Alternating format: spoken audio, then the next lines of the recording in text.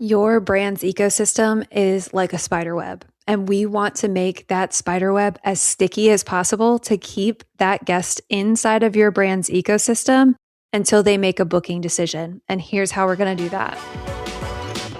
Welcome to the Brand and Market Podcast, the show for short-term rental owners who want to turn their listings into legacies. I'm your host, Allie Haney, owner and co-host of multiple properties and founder of Brand and Market, where we help Airbnb hosts and short-term rental investors build intentional brands, smart marketing systems, and guest experiences that actually move the needle. Each week, I share practical strategies, real-life stories, and behind-the-scenes insights to help you attract the right guests, increase bookings, and run your rental like a business, so you too can be the best in your brand and your market. Let's dive in. Welcome back, y'all. I'm super excited for today's episode as always, but I do have a couple of things that I want to mention before we dive into the meat and potatoes of this episode. First thing that I would like to mention, I know that you guys probably don't keep track of this, but today is the 98th episode of the Brand and Market podcast, which means in just 2 weeks, we are going to be having a big celebration for the 100th episode of the Brand and Market podcast.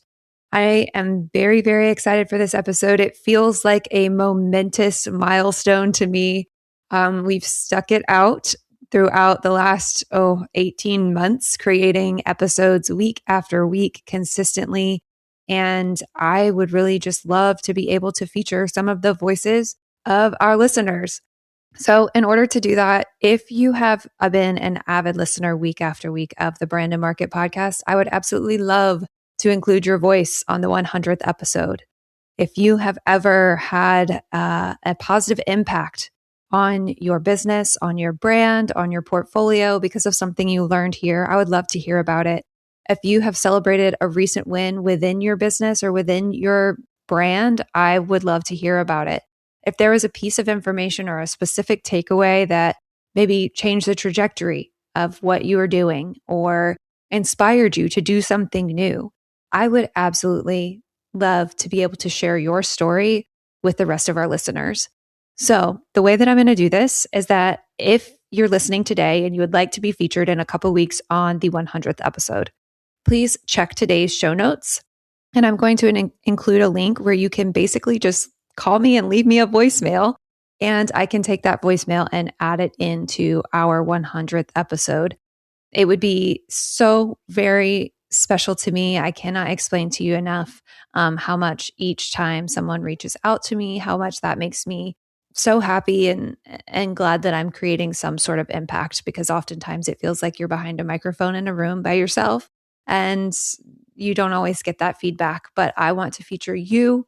I want to showcase your achievements and your milestones. So if you're willing to do that, please find that link in the show notes. And if you have any questions, feel free to DM me on Instagram at brandandmarket.co or email me at Allie, A-L-I, at brandandmarket.co.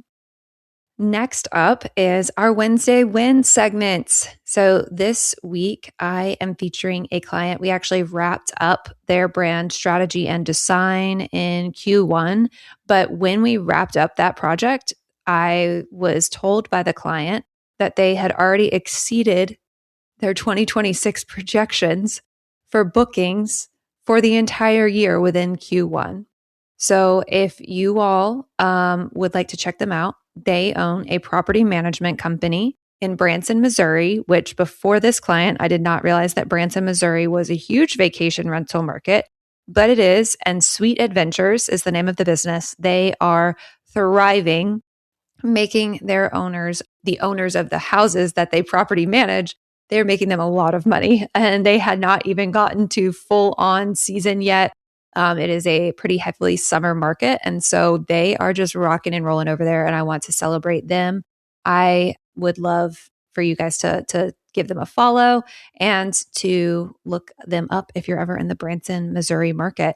So congratulations to Trisha, Max, and Steve over at Sweet Adventures. I'm super proud of you guys that you are knocking it out of the park and now have a brand new spiffy brand to match the online presence to the in-person experience that both your owners and your guests receive. So congratulations, guys. Now, let's jump in, like I said, to the meat and potatoes of today's episode. And today we are going to talk about marketing strategies for the hospitality business.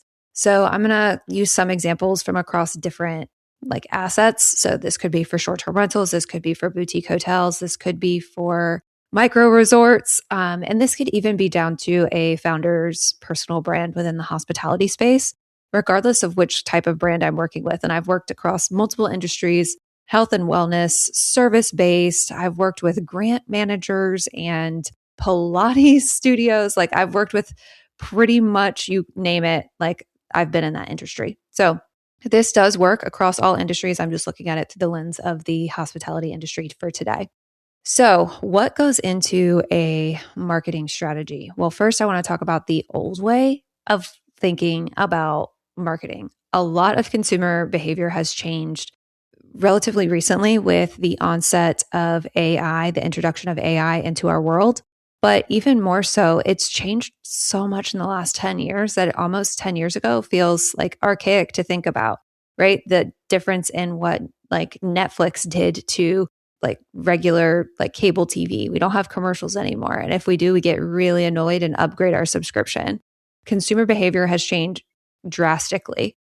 Oftentimes, I think we used to think of our marketing strategies or our marketing channels rather in different silos. Okay, I do this over here on Instagram. I do this over here with my email marketing. I do this over here on my website. And they just were siloed. They weren't ever speaking to one another. It was if I have a brand presence on each of these platforms, each of these channels, then that's a check in the box and that's all I really need to do. That no longer applies because now people are having to see you interact with your brand, interact with your property, interact with your personal brand so many more times in order to trust you, which we'll touch on a little bit later in the episode, that we can no longer think of them as silos. Because there's been studies that have shown, and like I said, I'll dive more into this in just a second, but that you have to be accessed or you have to access your potential guests on 4 different platforms before they begin to trust you. 4 different platforms. Just let that sink in. That's crazy. So what you do on Instagram is going to have to lead to what you do on other channels. What you do on your website is going to have to lead to other channels. We can't think about these in silos anymore. And we have to figure out how they are all connected. You guys probably have always heard the marketing funnel, right? The funnel starts out really wide at the top. So that's when people first learn about you.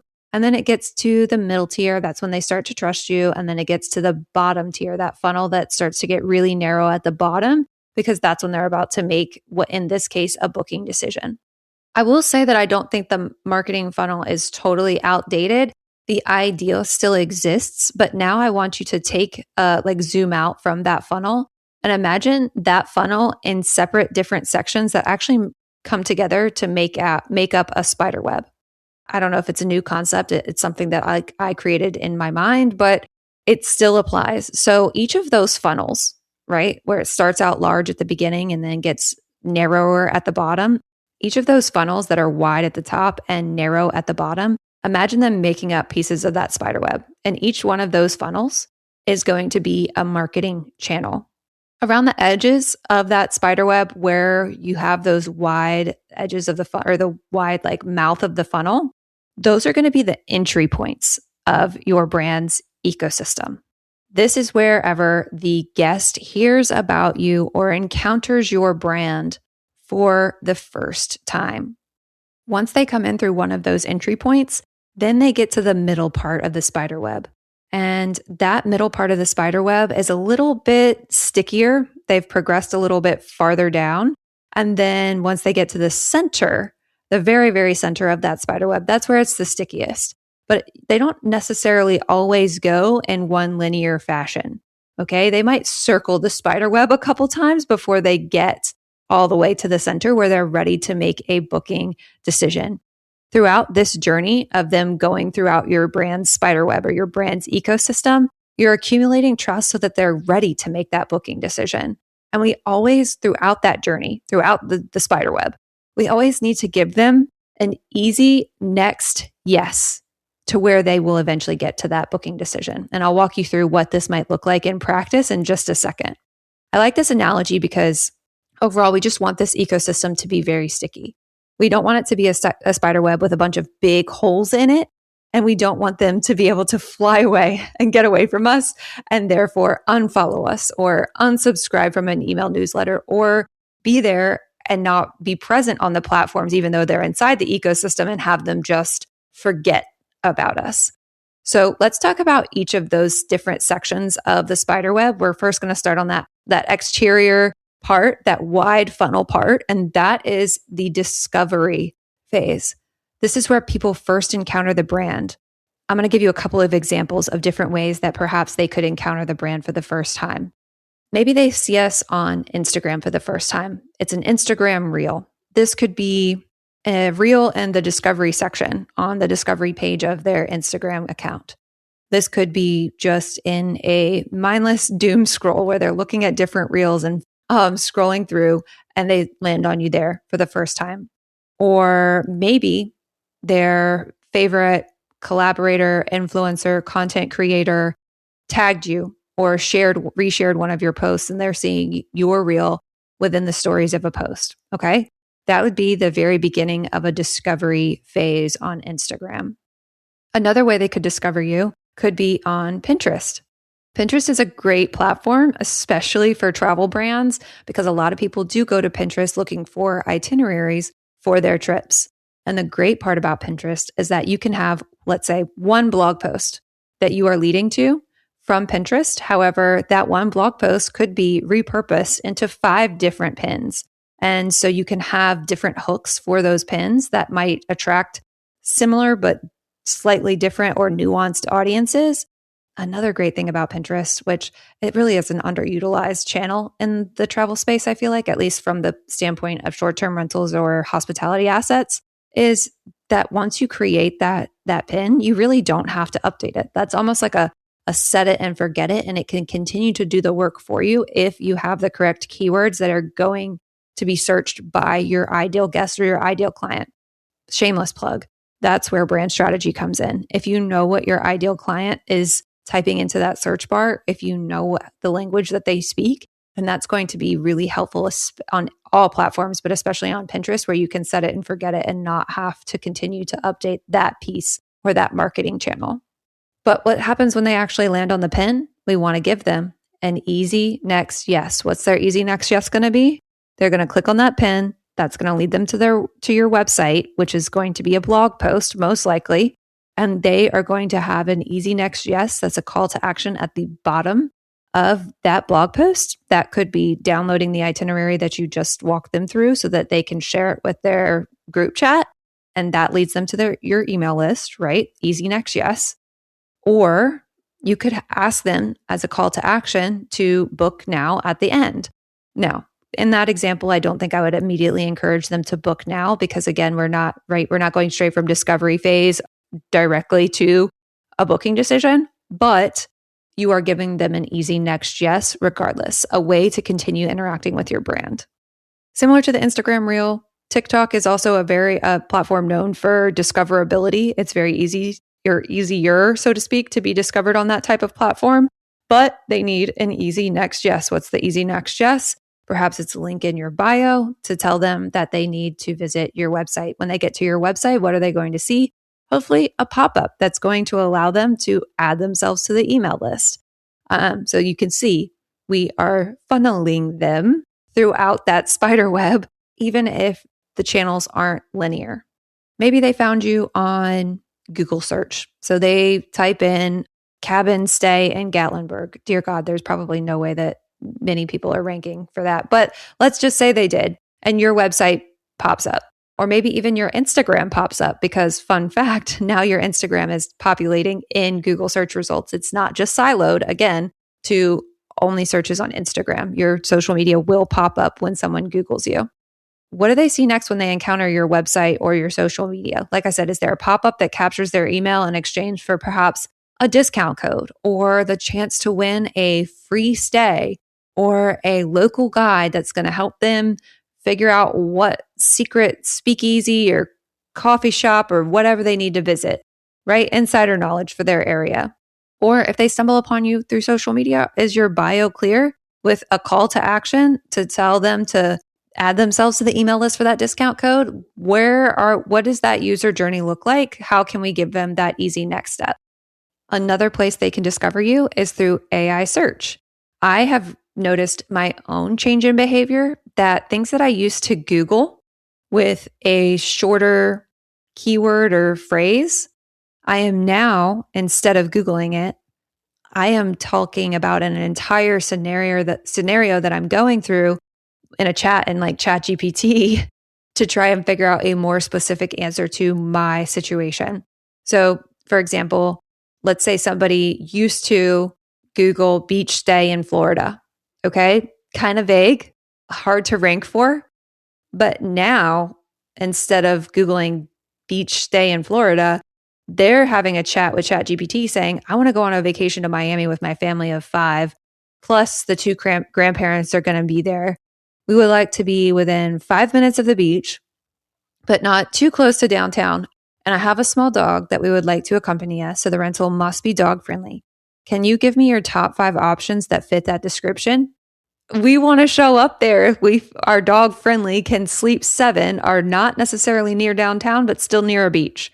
We want to make sure that we populate there. So there's some SEO keyword research that needs to be done, some GEO keyword research that needs to be done. Yes. But when we pop up in that search, like we hopefully will, what is ChatGPT going to lead them to?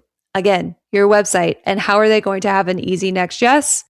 They're going to have an easy next yes by getting them to opt into your email through that discount code, etc.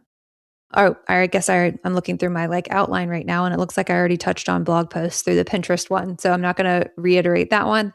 But I do say that whenever you are writing a blog post, please, please, please make sure that it has a call to action at the end so that they can have that easy next yes. Overall, we are trying to create as much visibility as possible on this outer edge of our spider web or our brand's ecosystem. But that visibility in and of itself, just because we're present there, it doesn't mean much if we can't keep them in the ecosystem. If they stay on the periphery of this spider web and they never get to the center to make a booking decision, then it's not really going to mean much, right? We need to funnel them down into the middle of that spider web. And that leads us to the middle section of the spider web. That's the next thing we're going to chat about.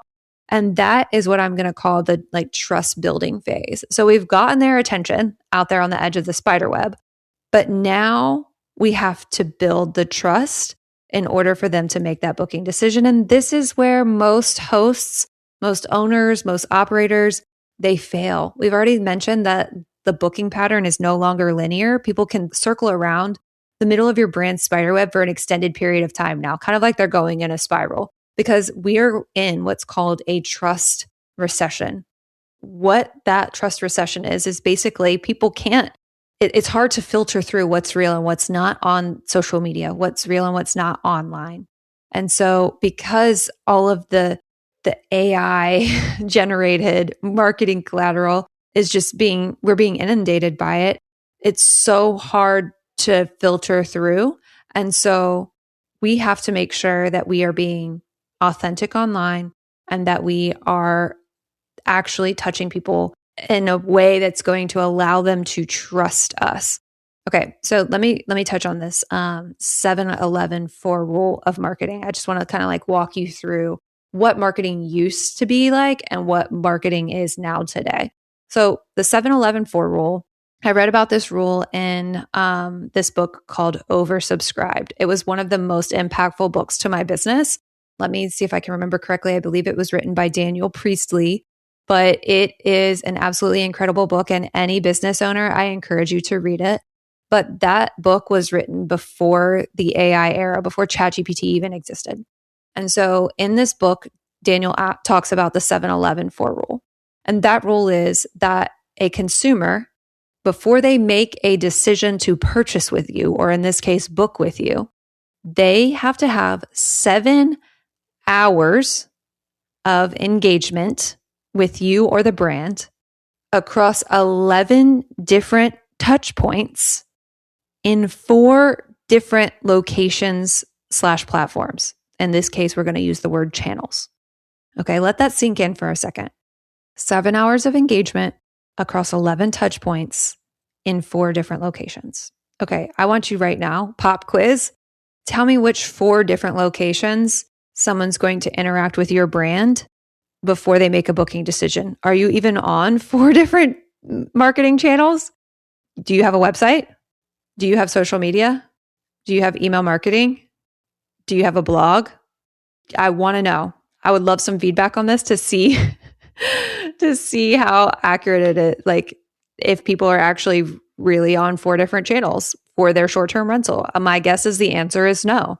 Many of the owners that I work with, we are lucky if they have social media and the direct booking site because I'm making the direct booking site. And typically I can then manage their social media afterwards. That's just 2. Okay, that's just 2. Look, y'all know the tagline for this podcast is turning listings into legacies. We start a short-term rental business for one of 2 reasons. We either really love real estate or we really love hospitality. But what if I told you that you could do both and do them both well? Lodgify is how I do that. I can run an operationally sound and therefore profitable business while also loving on my guests and leaving some margin for some unreasonable hospitality. Lodgify can help you create your own direct booking site, manage your reservations and guest messages, automate the back end of your business, and stop depending entirely on other platforms that you don't control. Lodgify helps you build your business, something sustainable, something that allows you to love on your guests, and something that helps you turn your listing into a legacy. Use my code BMPOD20 for a special discount until the end of July. That's BMPOD20 for 20% off all yearly Lodgify plans. Cheers, y'all. Now think about what that 7-11-4 rule is in the context of today post AI. I would say easily double that. Easily double that. So 14 hours of engagement across 22 different touch points. Maybe I would say not 8 locations. I would probably still say 4 locations. If you're in their inbox, if you are on their social media, if you have a website, and I would say blog is a separate channel, although it's part of your website, it can be accessed in different ways. 22 times? 22 times. You have to put out 22 pieces of content. And those 22 pieces of content certainly are not going to equal up to 14 hours of engagement. So that's what I'm saying. This middle section of the spider web is really easy to lose people in if we are not staying consistent with our marketing. And so, okay. And like I said, this is the trust building phase, this middle section. Let's talk about a couple of different things that might break trust throughout this middle section. First off, of course, you guys knew where I was going to say it. Inconsistent branding that can break trust. Let me give you a few examples. Let's say they find you on social media in the outer section of that spider web, and you have your social media, your Instagram, like absolutely curated, a beautiful, exquisite feed. And then their next yes is to Google your website or to go to the website at the link in bio. And they find some janky website. No user experience, not as curated as the social media page was. Immediate broken trust. They're like, is this place real or is this a scam? Okay, let's say they click on a blog post of a pin that's all about planning a stay for your extended family trip. Then they click through to your website from that pin and they see that the house has actually been redesigned specifically targeting bachelorettes. Broken trust. If they enter your email list on your website and your website has one set of brand colors on it, right? Looks super cohesive on the website, looks great. Then they enter for that discount code, they get the email, and the email is a completely different set of brand colors. You guys haven't even gone through a rebrand. You just weren't consistent enough to make sure that the color codes on the website match the color codes in the email marketing platform. And now it looks like it's 2 different brands. Broken trust. And that broken trust can kill booking conversions. I'll get off my soapbox of inconsistent branding, but let's talk about some ways that we can build trust across more than 11 touch points, maybe 22 touch points now with the introduction of AI into the consumer decision making. First, of course, is the brand consistency in terms of the messaging of your brand, the colors of your brand, the fonts of your brand, the logo of your brand. Do an audit on your brand. Make sure that everything is consistent all the way across the board so that wherever they encounter you, whatever section of the spider web they come into, regardless of what their next yes is, the next time that they see your brand is also going to be consistent. This feels like it might be a waste of time, but I promise you it is not. It is a subtle, subconscious, psychological decision that people make whether or not to trust you from the moment they encounter your brand. And we want to make that an easy yes. We also want to look at brand consistency in terms of the frequency at which they hear from you. For example, don't post consistently on social media for 2 months and then ghost your followers. That, again, is one of those subconscious psychological triggers that is subtly a red flag. Don't say that you're going to email them monthly with newsletters in their email inbox and then forget for a full quarter and be like, oh crap, I haven't emailed them in 3 months. I need to do that. Let me jump back on it. Because guess what? You're more likely to get flagged as spam. So we don't want to do any of that. We want to be consistent both in the visual appearance, but also the frequency with which we are putting out content or executing on our marketing strategy across all of those different marketing channels. Another way that you can build trust across all of your platforms throughout your brand ecosystem and your spider web is by telling stories and just being human, authentic, relating emotionally with your potential guests so that they could potentially see themselves at your property. This could be telling stories of previous guests. This could be telling the story of how the property came to be. It's just allowing them to get to know you and to be able to see themselves inside of the story that your property is telling. Another way that you can build trust is your website quality. I'm not knocking any of the DIY hosts at all. I think if you have a direct booking site, regardless of whether it's like a canned site from your PMS or a custom site, like if you have a direct booking site, you are already taking a step in the right direction.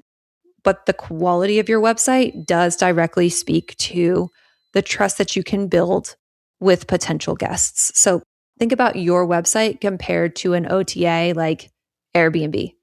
Airbnb has earned the trust of travelers because of the consistency of the platform. You know exactly their logo, you know exactly their color, their symbols. They also earn trust by the frequency with which they interact with their customers, right? Like I said, you might upgrade to the newer subscription model with less commercials. We are not that family, unfortunately. So we see all of the commercials from Airbnb. We see all of the commercials from VRBO with Nick Saban, okay? The familiarity and frequency with which they have put themselves out to consumers allows the consumers to be able to trust them.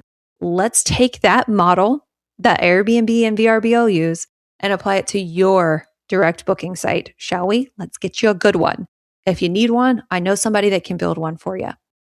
Next way that you can build trust is by incorporating reviews into your marketing. That could be on social media. That could be on your direct booking site. I think I have an entire episode, I'll have to go back and look, about how to use your 5-star reviews as marketing for your property. Next way that you can build trust across more than 11 touch points. This is a really great one that is underutilized in the hospitality space, but it's email marketing. Staying consistent with your newsletters and how often you reach out to them, allowing them to receive that initial nurture sequence. So we've already talked about a couple times that pop up on your website that you can put there, having them be able to opt in for perhaps a discount code, $50 off their first stay or 10% off their first day, whatever you decide to go with. Or it could be entering in for a chance at a free giveaway if you want to do one giveaway per quarter or one giveaway per year, whatever the frequency that makes sense for you. Or if you don't want to give them discounts at all, you can also have them opt in for something free in terms of like a free guide. Like I said, get all the hidden speakeasies in Nashville or what have you. Okay, you can still add value without decreasing the nightly rate. So just want to throw that out there. And last but not least, I get a lot of pushback on this one. You can build trust with a founder presence. And a couple of bigger founders within the hospitality space have recently really stepped up their game with their personal brands. I'm talking specifically about Seth and Tori Bolt. Not only do they have the whole brand surrounding Bolt Farm Treehouse, they also each individually have their own personal brands. Seth's has the background in music with the band Need to Breathe, but he also, I think he has his doctorate. So he creates content around that. Tori creates content around her PR background and being a mother and a wife and incorporating those parallels and their own stories to how they are bringing these values, this knowledge, this experience into the Bolt Farm Treehouse brand and allowing people to step into their story as a couple and as individuals. Have had a few conversations recently and a couple of clients where I'm encouraging them to continue to be the face of their personal brand. When I set forth a content plan, I'm going to have you as the founder or the owner have those talking head videos so that people can start to see and understand the face behind the brand, the humanity behind the brand. And that's something that I think is going to increasingly become more popular and more necessary as the amount of AI generated content continues to increase. I'm probably not telling you anything new here, but the people book the brands that they trust the most. And that leads us to our next section of the spider web, which is the very middle of the spider web. It's where it's the stickiest. And this is the conversion phase. They found out about you on the outside. They now trust you now that they've done 17 spirals around the middle. And now they're ready to say yes and book their stay with you. And now, where do they decide to make that booking decision? Where's it going to be? It's going to be, hopefully, on your direct booking site. A lot goes into a direct booking site, but this piece of the puzzle spiderweb is very important. So a couple things that go into actually making a great website. First is the design, making sure that certain buttons are all in the right place to make that easy booking. Yes, that's what's called user experience. When they enter onto your website, statistically, the first place that their eyes are going to look, that top right-hand corner. Where are they going to look for navigation? Where are they going to look to say yes? What colors are going to be working within your brand color palette that's going to be most likely to spur them on to making a booking decision? A lot of those little small design tweaks that you might not think about if you're not an active designer. Next up is the copywriting, making sure that we are speaking to the right potential guest and that copy on the website, which is the words on the website, is going to resonate with the guest that we want to say yes to us. And this is something I've actually gone back and forth on, whether or not to include copywriting in my website design and development packages. And I'm just going to be totally honest with you here. I used to give my clients the option to either write their own copy or to have like an additional fee to hire a conversion copywriter as like an add-on. And I actually did away with that option. I just started to include the conversion copywriting into my cost of doing business because I find so much value in hiring a professional to execute the brand messaging from the brand strategy guide that's going to drive that emotional booking decision. Ultimately, my goal as a website designer and developer or as a marketing agency in general, is to make you more money.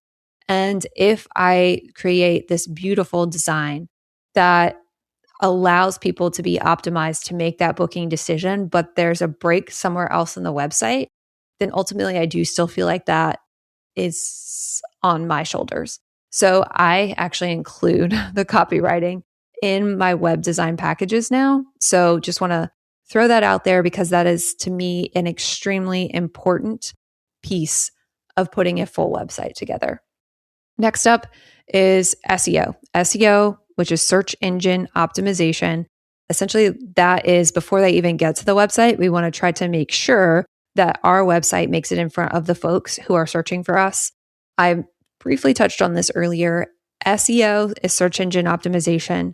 GEO, if you start to see that acronym elsewhere, is generative engine optimization. And generative engine optimization is what people are trying to do in order to populate within generative AI search results. So that's like earlier when I said that very specific line about the grandparents and my family of 5 and being dog friendly and not too close to downtown, all of that, right? That would be what is considered GEO. And just a word of caution, there are some people out there that are going to try and sell you on trying to have your website optimized for GEO specifically. However, for those of us who have been putting in the time, energy, and effort into optimizing our SEO, that should still continue to accumulate through GEO as well. To me, they don't really sit again in silos. So if you are optimizing for search engines, you're also going to simultaneously be optimizing for generative engines like ChatGPT and Claude. So I would not invest in someone that's trying to sell you on just optimizing your website for GEO without paying any attention to SEO. Just throwing that out there.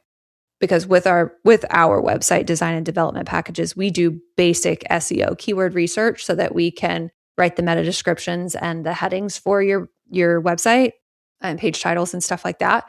But we are not doing like a deep dive into full SEO keyword research. However, I do have a referral for someone who does. So if you want that, I'm happy to give you that.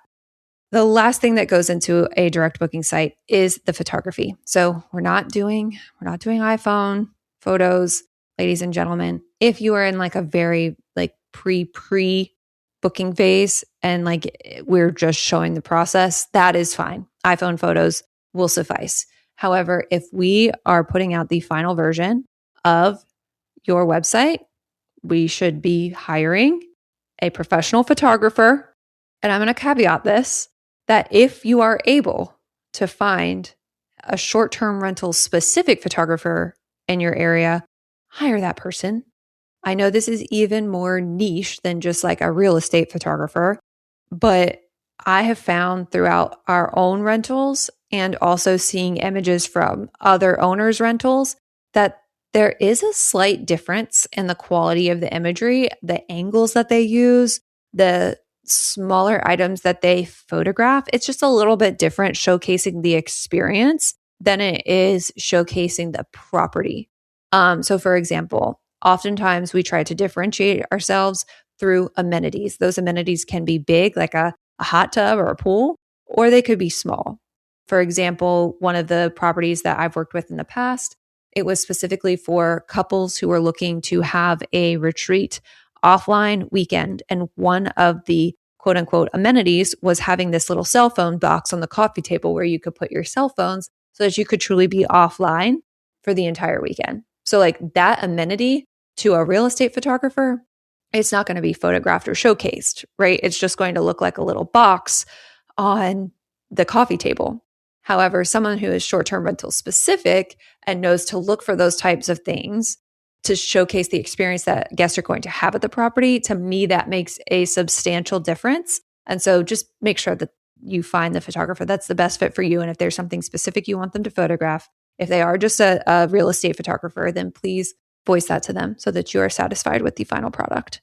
So design, copywriting, SEO, photography, all of these matter. All of these matter because we are trying to reduce the friction. We are trying to give them an easy next yes. And the best place for them to say yes is going to be on your direct booking website, because that is where they are going to make that final booking decision. Let's say they've run through the spider web, right? They've made their 17 circles around the spider web, got to the center, and now they've made their booking decision. This is where a lot of people, a lot of hosts, a lot of owners, they stop marketing after the booking. But I don't want you to stop marketing after the booking. I want you to take those guests. I want you to take their emails. I want you to nurture the hell out of those people, because they've already told you yes. They've already bought into the dream, to the experience, to the vision, to the property. And we want to say thank you. So one way that you can do this very easily is email marketing. If you continue to stay in their email inbox, you are able to nurture them throughout the next year. Maybe make it their annual trip. We just completed a brand strategy where the entire strategy is centered around becoming a tradition for families with young kids. It would be a missed opportunity if that owner didn't continue to stay fresh in the minds of the people that have already booked with them, that were their ideal guests, so that they can continue to have that revenue year over year from the same guests that they know are good, they're going to be treating the property well, that are going to enjoy their experience and continue to give them 5-star reviews and rave over their property. So I want to encourage you that we don't stop marketing to the people, even though they've already stayed at the property. Continue to nurture them and love on them. If this all sounds overwhelming and you don't know where to start, I can help with that. Our agency does brand strategy and design. That gives you the very, very solid base of who are we actually marketing towards? Who's our ideal guest that we want to walk in through those front doors?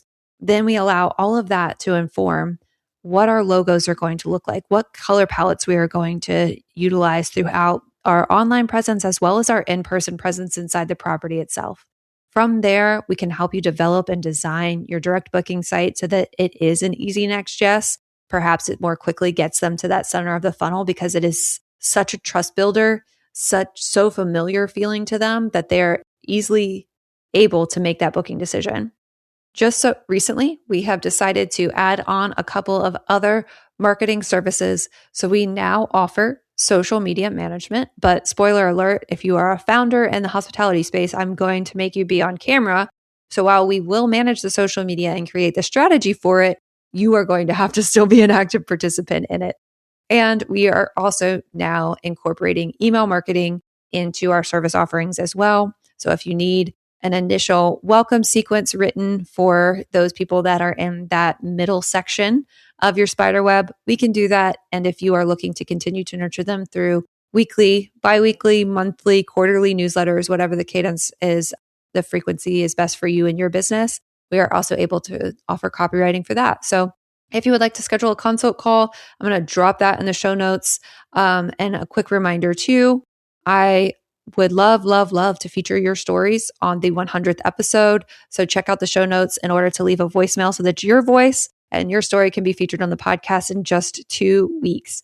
So thank you guys so very much. We will be back next week. And I actually think that I'm going to make this break this big episode that was unintentionally 45 minutes long down into some easy next yes steps. And so next week, tune back in for one way that you can give your guests or your potential guests an easy next yes on social media. We're going to be talking about some ManyChat funnels. So if you don't know what that is, you better tune in next week so we can talk more about that and you can incorporate that into your marketing strategy. Okay, guys, until next time, cheers to being the best in your brand and your market. You just completed another episode of the Brand and Market Podcast. If you found this helpful, please rate, review, and subscribe to help others find this show and so that you never miss an episode. Don't forget to take a look at the show notes for all the resources mentioned today. See you next Wednesday, and as always, I'm here cheering you on as you build your dream brand and business.